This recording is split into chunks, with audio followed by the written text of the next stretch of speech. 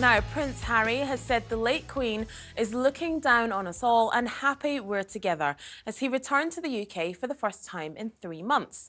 The Duke of Sussex arrived in London this afternoon to attend the WellChild Awards ceremony on the eve of the first anniversary of the Queen's death.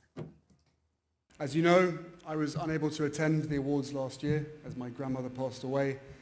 As you also probably know, she would have been the first person to insist that I still come to be with you all instead of going to her. And that's precisely why I know exactly 1 year on that she is looking down on all of us tonight, happy we're together, continuing to spotlight such an incredible community. Harry cut a lonely figure on the red carpet, visiting without Meghan by his side, who's remained at home in California.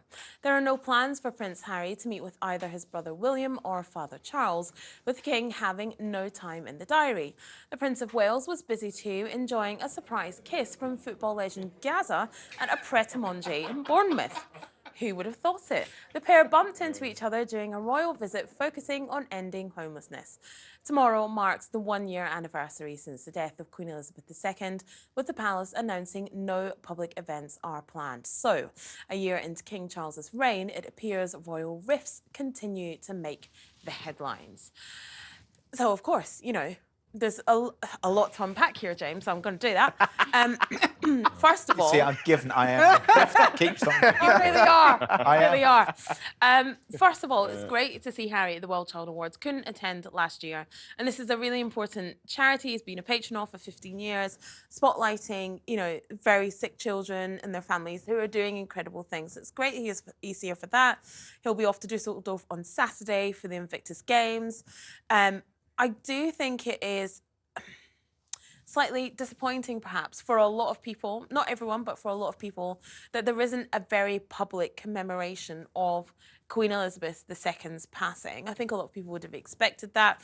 King Charles and Queen Camilla will be at Balmoral, marking it quietly. The Prince and Princess of Wales will be in Wales at St David's Cathedral, visiting there. I think maybe people would have expected a memorial service or something like that to mark a year since her passing. I think perhaps it's a missed opportunity.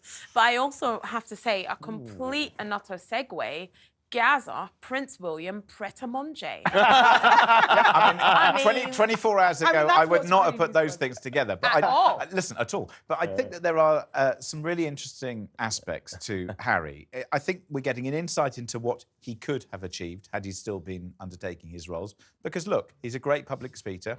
He's really good at identifying with the cause. And is he still not achieving those things, though? Well, not really, no, because, look, he's doing two things. But I think the other thing is that there he was talking about his grandmother looking down. I mean, I've been thinking, well, what would she actually be thinking looking down? It's just like, Harry, what have you done to the institution? You've caused mortal damage to the institution. Good grief, you've walked James. away from it, and you've walked away from your responsibilities. You may think that looking down at Andrew, who actually has done serious and real damage. Yeah. All Harry did... should be. All Harry did was leave. And I think, in terms of what you're saying, Afia, about it's a shame we haven't marked the Queen's passing for the year anniversary. I think this is exactly what she'd like. The country to carry on moving. We move on. We have a new monarch.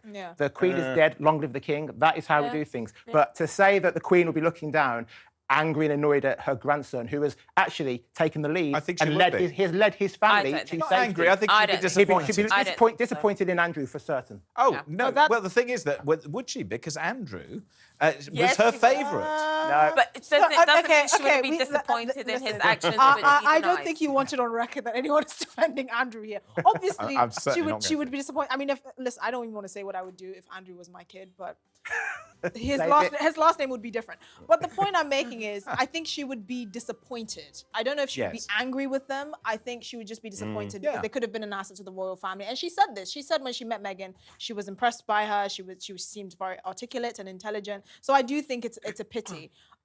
That being said, I do think that the fact that he's not seeing his father and his brother is just showing that the tension is just calcified. Like this is the status quo from forever and ever. But maybe this is not the right time. We discussed this afternoon. You and I were talking about this earlier. I mean, the late Queen was a great one for never complain, never explain.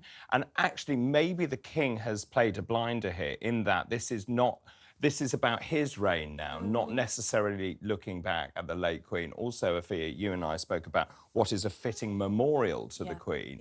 And I think that is much bigger, actually, in terms of unveiling that. There's a 3-year plan, is there, or something like that, to decide where this memorial goes. And I would like to see something like the Victorian Memorial looking down the Mall. I mean, this was a remarkable woman.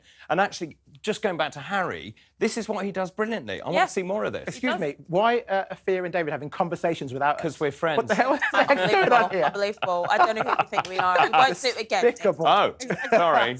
Have drinks afterwards. Wine. Exactly. Yeah. Now.